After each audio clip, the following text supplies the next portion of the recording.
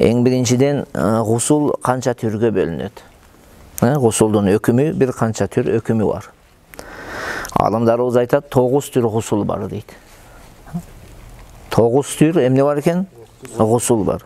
Анын 3-өө фарз өкүмү, бири важип болот, 4-өө сүннөт болот, анан калганы мустахабтардын катарына кирет. Фарз болгон гусулдар, азыр төмөндө дагы айтабыз. Фарз болгон гусулдар бул эмне?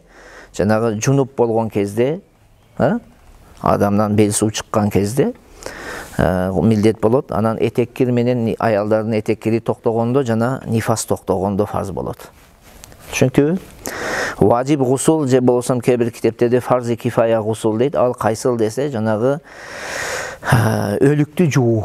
Тирүүлөрдүн акында ошол өлүктү жуу не болуп калат экен? Важип амалдарга, фарзи кифаяларга кирип калат. Биздин мойнубузга милдет болот. Эч ким жуубаса, ошону не кылып коюшубуз керек?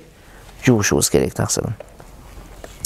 4-үй сүннөт деди, сүннөттөр өзү келет төмөндө. Анан мустахаб кайсыл десе, бул күнүмдүк өзүбүздүн жуунгандыгыбыз. Күнүмдүк жуунабыз го, ошолор кирет.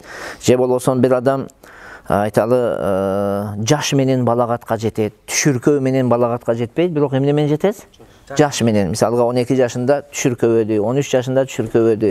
Эч бир балагатка жетүүнүн аламаттары табылбай калса, 15 жашка толгон кезде эмне болот ал? Жаш менен балагатка жетти дейбиз. Мына ошол кезде ал кишинин мойнуна жуунуу не болот? Мустахаб болот. Же болбосо бир капыр. Капыр киши гусул милдет болгон эмес. Же гусул милдет болгон болсо дагы жуунуп туруп, анан исламды кабыл кылды. Түшүндүңүзбү? Таза абалда, эгер исламды кабыл кылып, Кудайдын өкүмүнө моюн сунуп, ошондо иманга келе турган болсо, ал кишиге дагы жуунуу эмне болот? Мустахаб болот. Ушундай мустахабтардын түрү не? Көп достор. Түшүнүктүбү? Канча түр экен жалпы? 9 түр.